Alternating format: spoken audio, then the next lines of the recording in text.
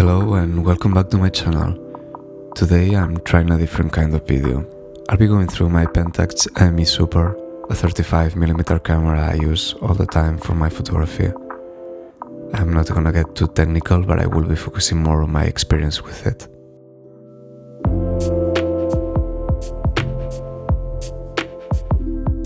The Pentax ME Super is a very small and portable 35mm camera.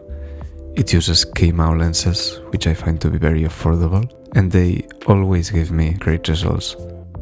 What makes this camera great, compared to the more popular Pentax K1000, is that this one has an automatic mode.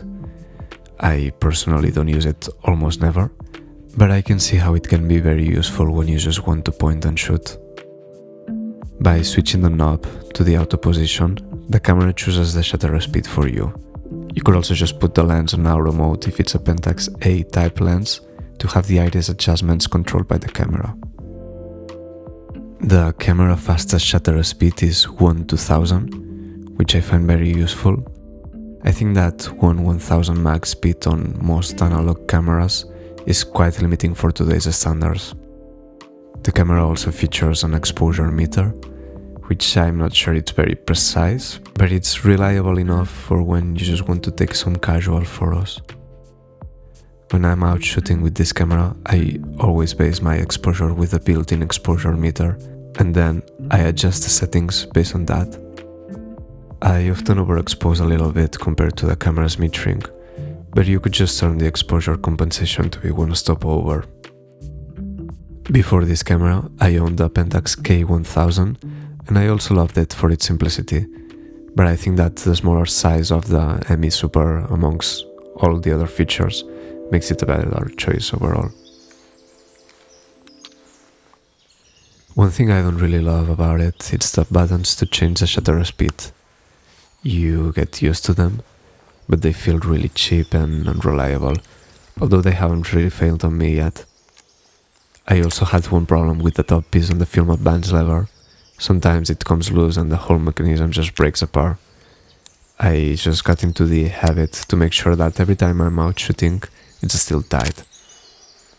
I will show you now some of the images I've been taking over the last year with this camera, with a variety of lenses.